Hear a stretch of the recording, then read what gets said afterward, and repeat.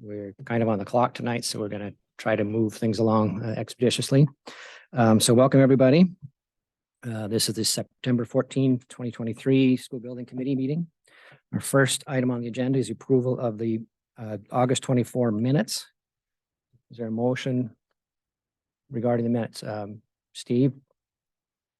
Or, okay. Steve and Chris, are there any corrections? Okay, then all in favor of approving the minutes, please indicate. Opposed or abstentions? Okay. Rich will abstain. And I abstain. Okay. I wasn't there.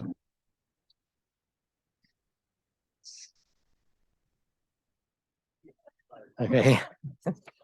All right. Then that brings us to the opportunity for public input. So anyone from the public would like to address the committee? Seeing none, we'll move on. Before we get into the other updates, I would like to ask Peter and Kate to give us a rundown of how the school started. Yeah, happy to do so.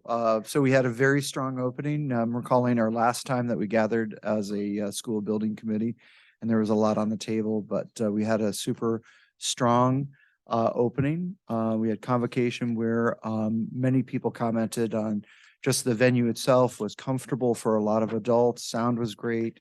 It was nice to have air conditioning through the heat wave. First time ever that we did not have to worry about heat days. And our opening, thanks to Kate and the administrative team and teachers who really just each year pour on the magic, but we're able to have a quick meet and greet prior to the first day, and then open house was last night. And so we're thrilled. And I know that there are a couple of topics that we're very interested in, but the dishwasher has been flawlessly working. It looks great, and just settling in. So kudos to everybody in the building.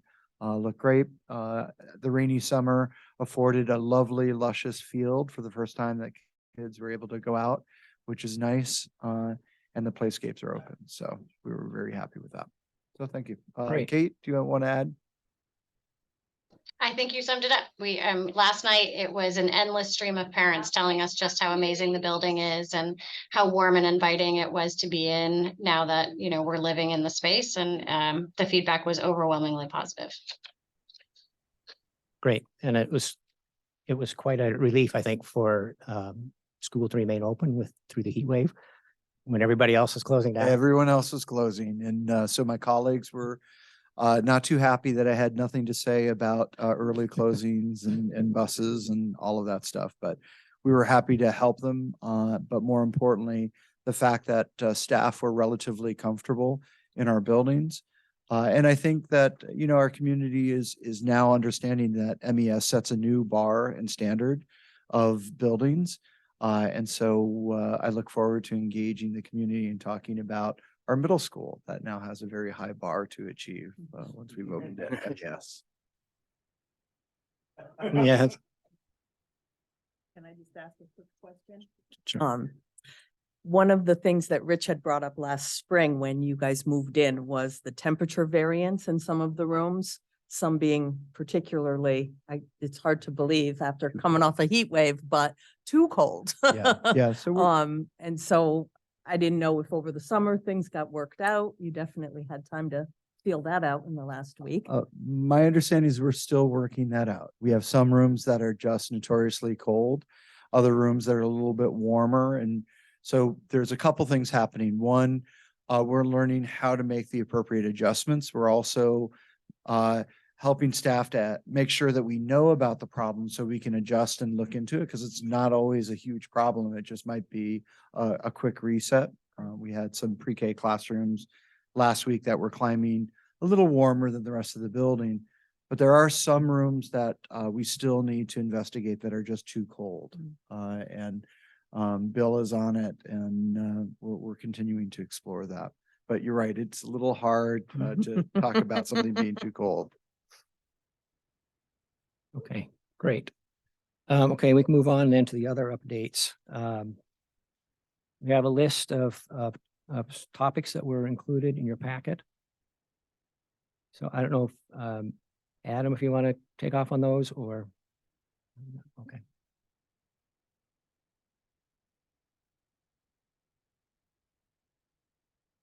You're muted, Adam. So I can, in the interest of time, I can go through quickly and then Richard and Brian can potentially augment as needed. With regard to the cafeteria acoustics, the last time we met as a group, there was a discussion about some potential supplemental acoustic components. I've coordinated with Peter on those. While in the meantime, the acoustician had provided their first report, but had not yet provided their second field visit. Richard, do you know what the updated status is on that second site visit? Yes, I do. Mark Reber is said to me that he's scheduled to return to the school tomorrow so that he can observe activity with students and then examine those same rooms again. And he's going to also look at some of the acoustic ceilings that are adjacent to the cafeteria. You know that there's a mezzanine with wood acoustics on the ceiling there, and there's also some wood acoustics underneath the stairs that as you come in from the main entrance. So he's going to take that and analyze those as well. I expect he'll probably have a report back to us sometime next week. Perfect. Adam, if I could just jump in on the felt. Alan Corson is working with two teachers on the upper floor, main floor, that will try that felt product. We're going to try to expedite that, get that up, see if there's a difference, and then make some decisions at scale. It seems to be a relatively quick process of procurement and installation. So we're looking forward to that, and hopefully in 2 weeks I'll have more to share with you. The question is, does it work? Right. Yeah, right. And that's just for the group, that's effectively just a modular tile felt system to provide some supplemental acoustics at the walls where there's blank wall to provide it. So that's the basis that we're talking about. Peter, can I ask which rooms you're going to be doing that experiment in? There is Lisa's room is a grade 2, and a kindergarten, Erica's room. So Richard? if You need the So- numbers? numbers would be great. So when Mark Reber shows up tomorrow, I can send him a message and tell him to look in those rooms in particular to take measurements there. And then maybe if I ask him to come back after that felt is concerned, I think he'll probably be willing to do it just to see what the difference is. That would be, I think, that would be useful for everybody. I totally agree. Richard, I'll send that information to you directly. I All can right, send it right now. Thank you very Okay. much. Oh, thanks, Kate. And next topic is the heat pumps commissioning meeting dashboard. So the item that Mary brought up in terms of some of the rooms being cold is something that was discussed earlier this week.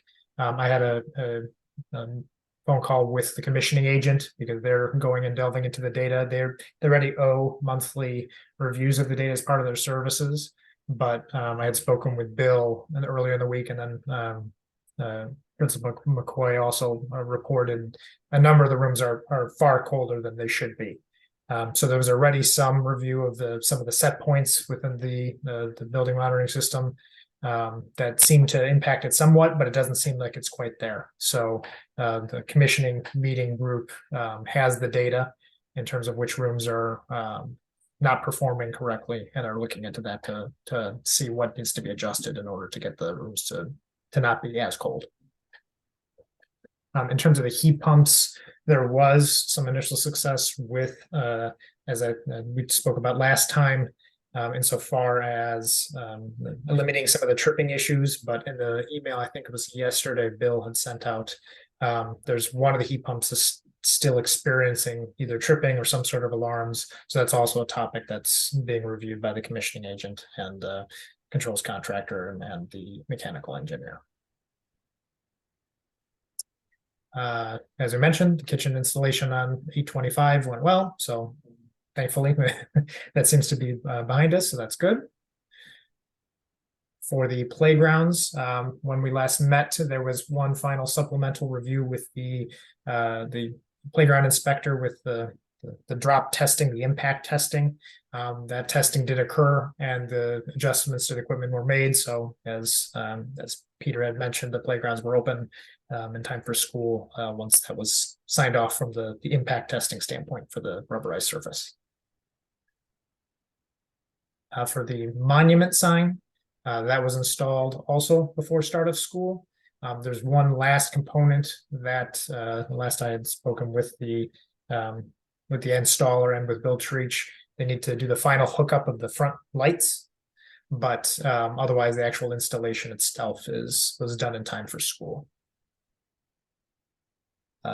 See Tony, I can pause. Go ahead, Tony. Yes, go ahead, Tony. I hate to say this, but the sign is too small. There's my input. Can I make a no comment you on behalf noticed of it. everyone? I'm not gonna say anything. No, it's not too small. It's just fine. It's for small kids. I'm gonna respectfully disagree with Yeah. you, Mayor. I don't think it's too small. It's perfect, just the way it is. Yeah. I will agree with the mayor, but it is what it is. It's installed. It looks It's great. installed. It looks good. And then the final component is just the retention basin. There have been obviously there's been some heavy rains. There's not been any overflowing of the basin or anything to that effect.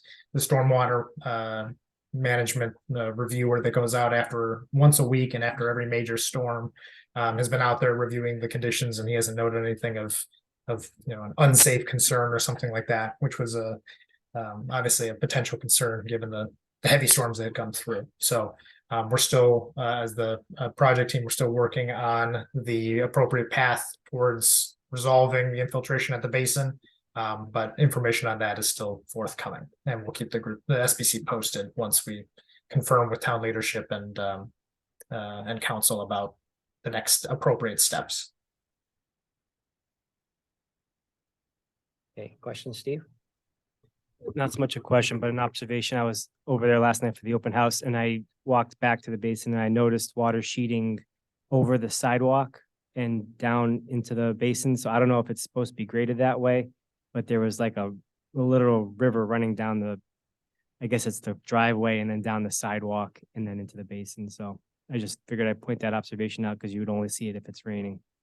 So I actually was sent some photos yesterday from Derek Galai, the town engineer, about just the path of water and that versus the design. This topic did come up about a month ago, I believe, in terms of confirming the design criteria. So I'll be sending those photos to Richard and Fuss and O'Neill to confirm that that's the intent, because at first glance, it just looks like there's a lot of water running down a sidewalk, but there was some provisions of swaling and the actual overflow of the side water sheeting that appeared to be intentional. But to your point, we'll double check to make sure that's what's supposed to be happening.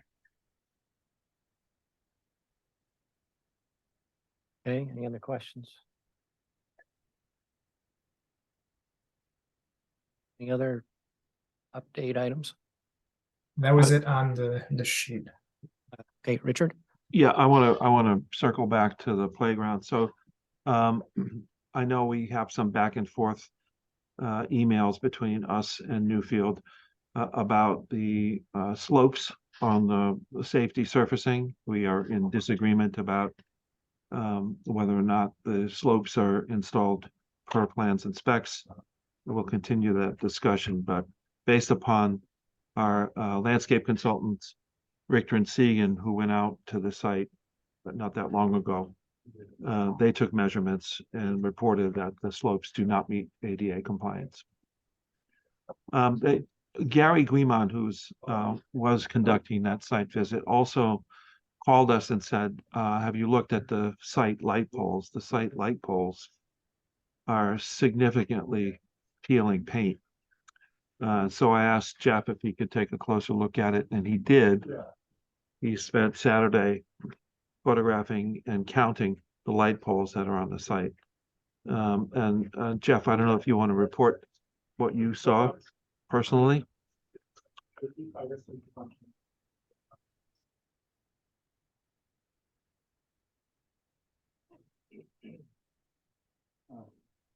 Jeff, you're muted. I don't know if you're talking, but Can everybody see my screen?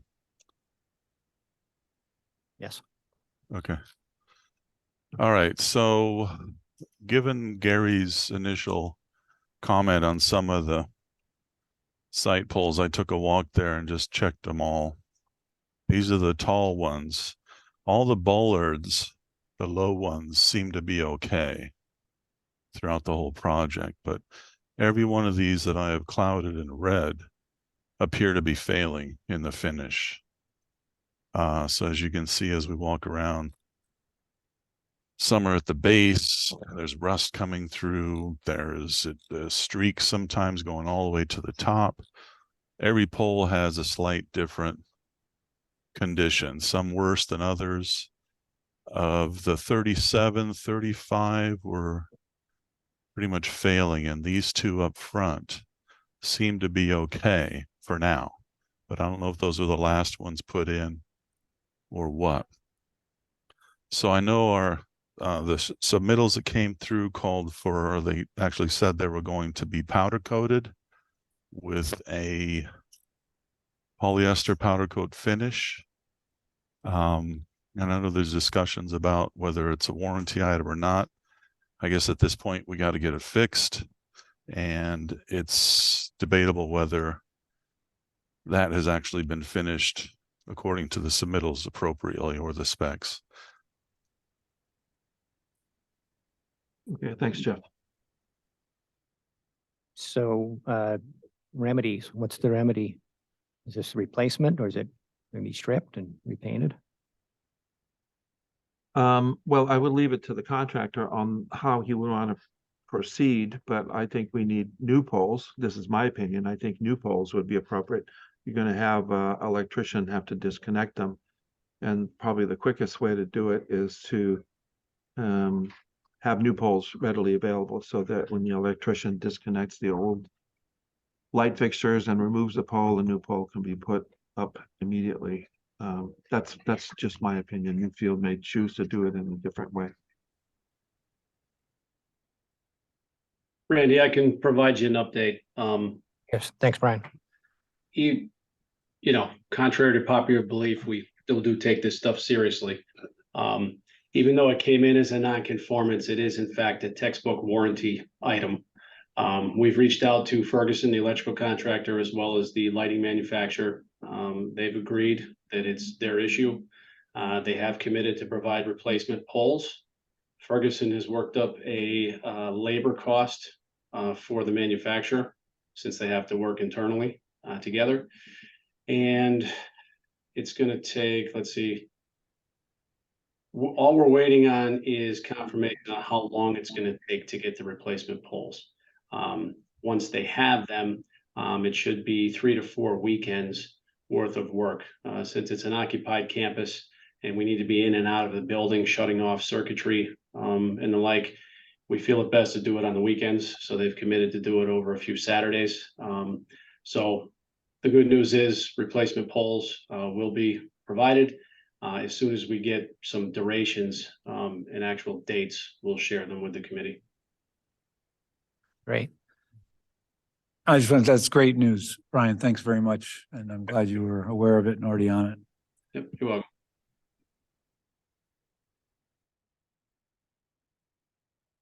Okay. Other questions? Okay. Then seeing none, we can move on then. PCOs and procurement. So for procurement, there are 2 items. The first is just a draft motion that was submitted with the committee packet. It's for $40, $43.70. There was some wireless access point components that were in coordination with Jamie, the IT director, were modified in the field, which slightly changed the unit costs on the supplied components. And that was, if you recall, there was an invoice last meeting that had addressed this vendor, Atlantic, but there was a discrepancy in funds that subsequently was determined to be valid. So the request is for an increase in $43.70 to have them paid in full for the change in the field. Mary, I would like to make a motion to approve an increase in PO 22002808 by $43.70 for a total of $234,961.33 for IT equipment from Atlantic per field adjustments requested by our town IT department. Okay, thank you, Mary. Is there a second? Rich, seconds. All in favor, please indicate. Any opposed or abstentions? Okay. Thank you. The second item is for the stormwater monitoring service that I had mentioned earlier, Weston and Sampson. They have a proposal to increase their PO value by $7,450 for their ongoing services. Effectively, they are required to come out weekly and after every major storm event until effectively the summer rains are done. And then propose to cut back to monthly routine visits prior to doing the final closeout for after there's been 2 growing seasons and the site is stabilized and they do their reports. So this is a required monitoring service, and effectively they just need more time because there's additional the project site completion has been extended and there's been a lot of rains this spring and summer. So each time they have to come out.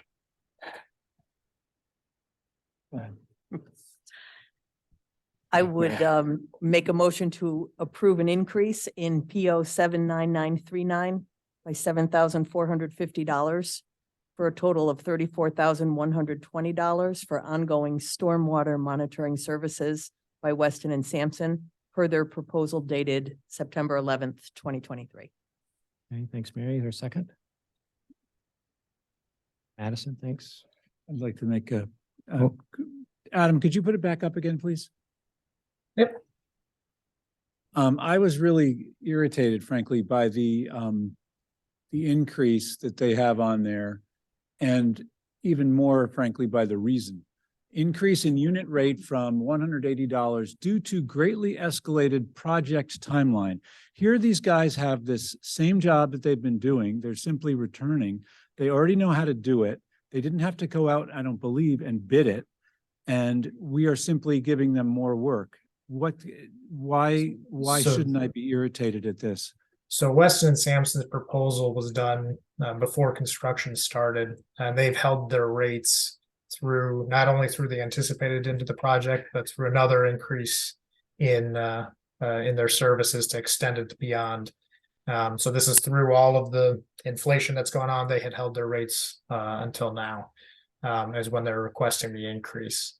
They have held their values for the post-construction inspection, the final stabilization inspection, and the permit registration from the original value because there's not a change there. It's the same scope of work.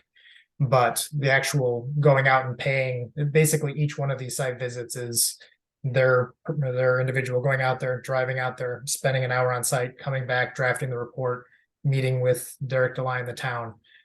So that was the request for the increase, and it didn't appear to be inappropriate based on the length of time, the additional time that the project has gone on, and that they had held their rates through one extension already. It still feels like quite a big jump for about 25% rise. But given you're telling me this includes the drive out, the meeting, the inspection, and a meeting. When the meeting is required to meet with the town officials about it, they include that as part of their site visit, regardless if they're able to do it just unfettered or if they need to talk with town staff and walk through. So I attended one of those meetings where we walked through with Derek DeLine, town staff, and it was a lengthier site visit. It was the same. Thanks. Thank you, Adam. Any other questions? Steve?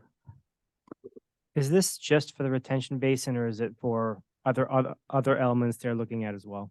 They review the entire site.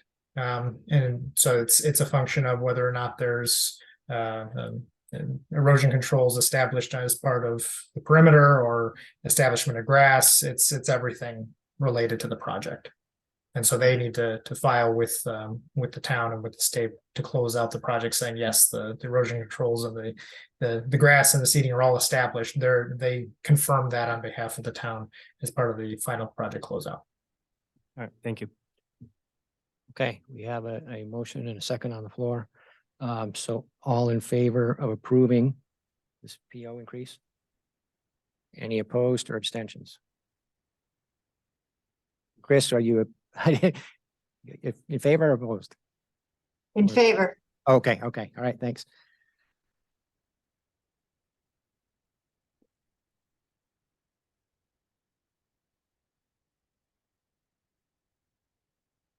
Okay, and that brings us to the pay app. Invoices. So this, if you recall, we had a pay application, or the invoice packet rather at the end of last month, and we'll have one again at our meeting 2 weeks from now, most likely. But wanted to have this interim packet as well for some of the vendors that have closed out some of their services.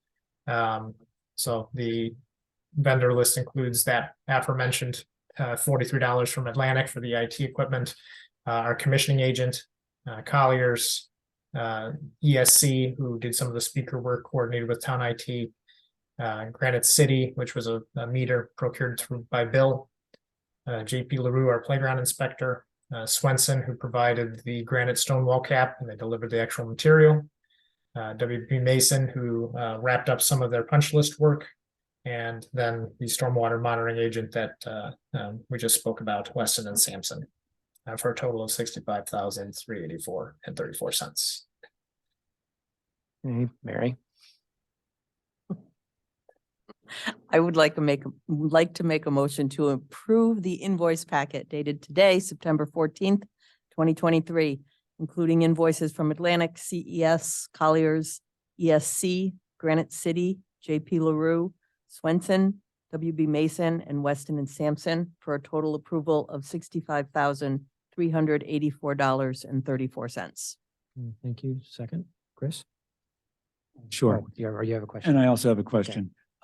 Adam, can you, maybe you did this, I was just taking some other notes. But on your travel expenses, did you decide that, why does it say 18,000 and then it's something like $500? Is that because you decided you were overcharging? Reimbursable versus non-reimbursable. Are you talking about the 3 line items on the cover, or is there something else? Maybe I'm on I the think wrong it's the page. reimbursable versus non-reimbursable. And there's a second line. If you can put it back up, Sure. there are 2 lines where Yeah, but the cover or the actual invoice? it's the ones, where'd they go? Yeah, it's the one there's one for WB Mason, which is 189,000 in the amount column. Yes. This has been explained to me before, but what's the difference between the amount and amount approved and why are they variant? Correct. So what the town is paying is amount approved, or what the town is recommended to pay.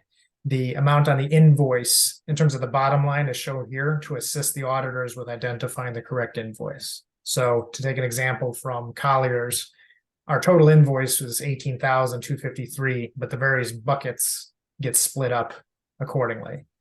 There may also be invoices where someone submits it. So for example, someone submits an invoice for $2,000, but only 1,800 of it is prudent. It might show 2,000 here, but 1,800 here. And the example you brought up for WB Mason, this invoice is just the balance portion of it that was held in retention.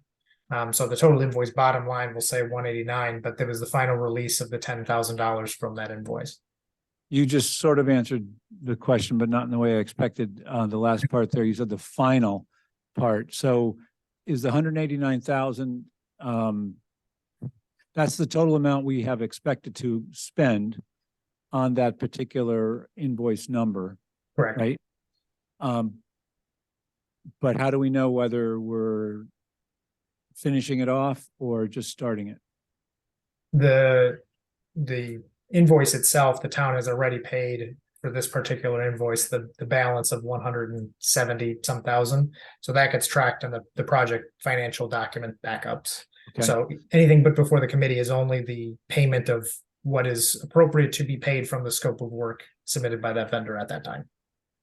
Okay. But just if Thank I you. could jump in here, I think what Chris is asking, and I apologize, Chris, if I'm butchering it, but you're looking to confirm in this case, as Adam explained it, this happens to be the final installment using WB Mason as an example, the final installment on this invoice of 189. There would be no way of knowing, looking at this table, that was the last payment as opposed to some Correct. interim payment. Okay.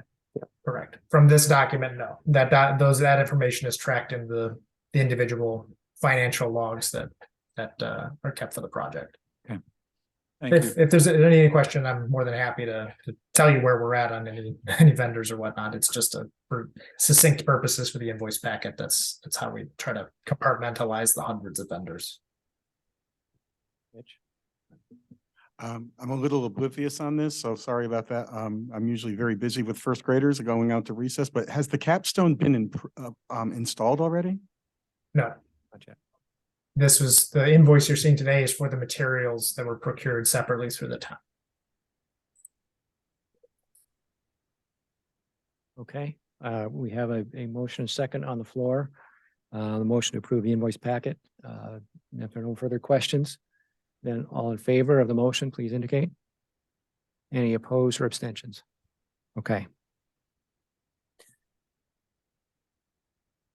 And that brings us to an executive session. Is it a motion, Mary? I would like to make a motion that we move into executive session pursuant to Connecticut General Statute, Section 1-206 and 1-210B for discussions of contract revisions due to project delays. Okay, thank you, Mary. Oh, and we got to invite in. Oh, I'm sorry. And I would like to invite in Superintendent Dart, Principal McCoy, Town Manager Aylesworth, and from Colliers, Adam and Scott. Is Scott here today? Yes, Scott's here. Oh, okay. And Scott too. Oh, there you are. Okay. Sorry. Okay, thank you, Mary, for the motion. Is there a second? Steve? And all in favor, please indicate. Any opposed? Abstentions, okay. Okay, then we will allow anybody that's not invited in can leave the meeting. We're not expecting any motions or anything afterwards. Otherwise, we can put you into a waiting room.